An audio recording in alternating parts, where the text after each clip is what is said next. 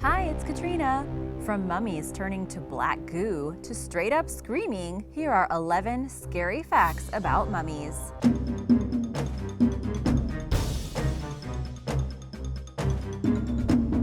Number 11. 6 in 2.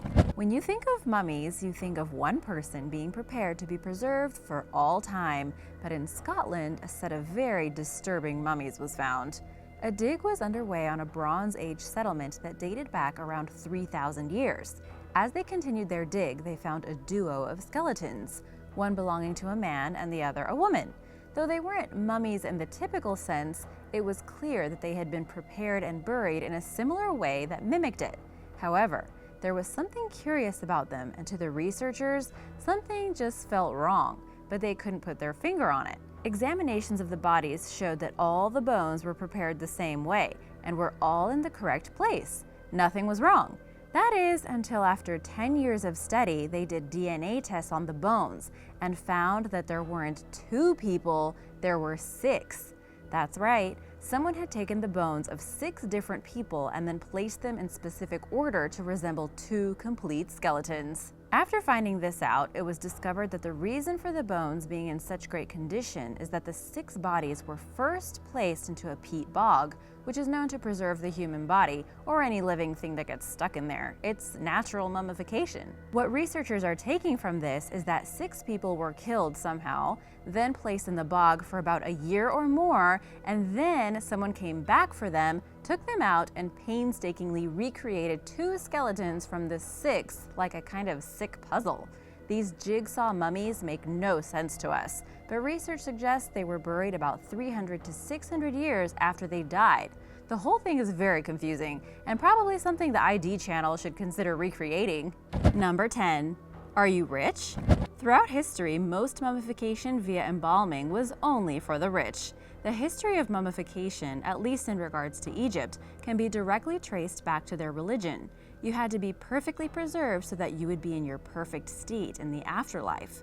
The riches of a pharaoh, along with their perfectly preserved body, would allow their soul to travel to the other side and thus be allowed to rest with the gods of Egypt. This, in turn, would allow the pharaoh to become immortal and worshipped by the people for all of eternity. To further protect their bodies, they were buried in sealed tombs. As time went on, certain other high-ranking members of Egyptian society were given somewhat similar burial methods, as long as they could afford it. Merchants, soldiers, as long as you had money, you got a ticket to get mummified, hopefully properly, and were on your way to a great afterlife. However, if you were a lower-class citizen in Egypt, while your family may have sacred rites they would perform over you, you weren't allowed the honor of mummification. Instead, you would be buried in the sands of the land. Number 9. Mummification before death. It's easy to think that mummification was tied solely to the Egyptians, as they are the most famous ancient culture to practice this. But as time has shown, many other cultures around the world practiced it too. In fact, mummification didn't originate with Egypt, it was born in South America. And just as many different cultures had different views on the world and the afterlife, so too did other cultures have different ideas on how to make mummies. Perhaps one of the scariest versions came from the Philippines. In the Philippines, mummification didn't start with death. It started when you believed you were dying. Those who were going to be mummified had to take a very salty drink to start the process. Then, once dead, their body was put above a fire to be smoked. And once that part was done, they would then be molded into the fetal position. But they weren't done yet. Next, they would pour tobacco smoke into their mouth so that it would spread through the inside of their bodies and shrink all of their insides. Want to know what these creations were called? Fire mummies. And now for number 8. But first, be sure to subscribe if you are new here. We have lots of new videos coming up. Number 8. Don't forget the cats. Every culture has sacred animals, ones that are respected beyond all others, and in Egypt, one of those revered critters were cats. This was for many reasons, not the least of which is that Egypt had a goddess named Bastet, who was half feline and half woman. The love of Bastet in Egypt was so grand that festivals were held in her honor. Even a Greek historian made note of how lively and passionate the festival was. So when cats were around, the Egyptians felt that they were a blessing from Bastet herself. Plus, cats are naturally gifted with catching vermin like rats and snakes, so they were also quite useful to the Egyptians. The penalty for killing a cat was death, and their love of them went so far that if a cat died that belonged to a pharaoh, they were mummified too, along with the rich, because no one wants to face the afterlife without their pets. This way, the cats could also return to their goddess. Number 7. The Grauballe Man.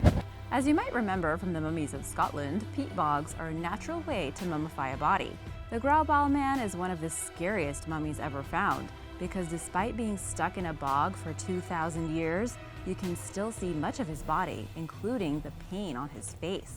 The Grauballe Man was found in Denmark in the mid-1900s. They were able to date him because his liver, which again had been in the peat bog for 2,000 years, was still perfectly intact. Plus, if you look at the picture of the mummy, his hair is still perfectly red and probably didn't change much since he got stuck in the bog itself. Further research on the Grauballe Man has led scientists to believe that he was part of a ritual sacrifice of some sort and that he was killed by a knife slice to the back of the neck. Many agree, though, that this is one of the most unsettling mummies ever found due to his contorted expression that has been frozen in time. Number 6. Buddhist monks prepped to be a mummy. There was a sect of Japanese Buddhist monks that had a very odd set of standards when it came to mummification. Mainly, they would go to extreme lengths to make sure that their bodies were ready for the process, even if they weren't technically close to death. For example, they would only eat light foods like seeds and nuts. They would also train an incredible amount so that they would lose all of their body fat. Then, when it was time to truly get ready to become a mummy, they would actually drink a poisonous tea. Not to kill themselves right away, but to make all the body fluids within themselves evaporate quickly, which cannot be good for you. This concoction also allowed them to ensure that bugs and worms wouldn't eat their flesh after their passing. Finally, once all of this was done, they would go into a tomb and lock themselves inside and slowly die. Japan has long since banned this process of mummification. Thank goodness. Number 5. Mummy curse.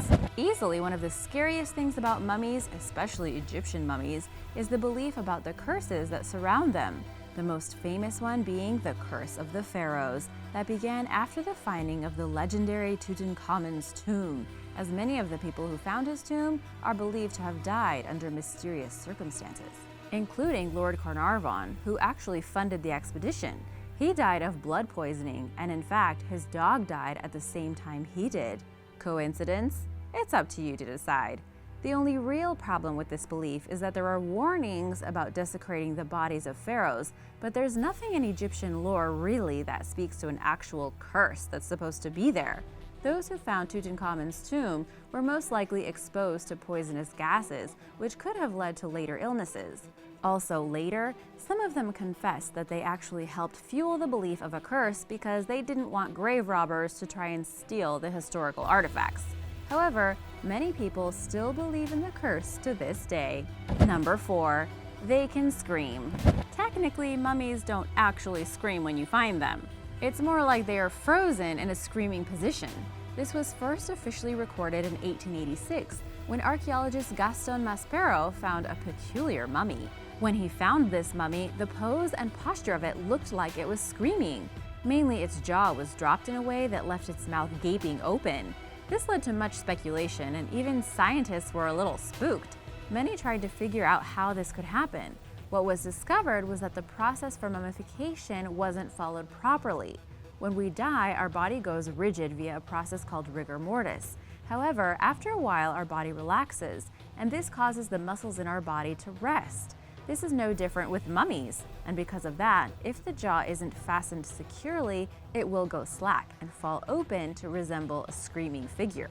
After this discovery in 1886, a series of other screaming mummies were found. It was later documented that not all cultures would secure the jaw like the Egyptians did, and so there are many more screaming mummies around than we once thought. Number 3. Some mummies are turning into goo. Mummification was a practice done by many cultures all over the world, including in Chile, South America. But weird things are happening to those mummies. They're turning into goo. Why? Apparently, despite being well mummified and surviving in the dry Atacama Desert where most of them were found, the climate is changing. It's getting hotter and more humid due to climate change. Because of this rise in temperature and humidity, the mummies are decomposing and actually melting into a black goo. You have to wonder now, if this could happen in Chile, is this something that could start happening to mummies in the rest of the world? Number 2. Mummies could be bought. Most times, mummification was meant as a ritualistic and holy process to preserve bodies and honor the dead. But not everyone had those feelings. In fact, during the Victorian era, it was apparently common practice to sell mummies on the streets. I know you're asking yourself why right now. The people who bought them would use them for unwrapping parties. That's right, people would unwrap mummies at parties to see what was inside. And it was apparently quite a popular practice, raising the question of where they got all the mummies. The Victorians also believed in pulverizing mummy parts and taking it as medicine as a cure for just about everything. In case you're wondering, it doesn't work. You're not missing out. Number 1. Your body can create a mummy. This listing might be a bit disturbing for some of you, but in very rare cases, the human body can create a mummy if a fetus dies within the womb. Mummification is simply the preservation of a body from chemical processes and the elements. There is a process the body does that is called lithopedion, and it happens within a mother's womb after she fails to give birth to a living child. A specific example of this happened in 1955. A woman named Zara Abu Talib went to the hospital to give birth, but something went wrong and the doctor wanted to perform a C-section. Zara wouldn't have it and she left the hospital. Despite still trying to have the baby, she failed and it died. But instead of going back to the hospital to have the fetus removed, she kept it inside of her. It is a miracle that she even survived.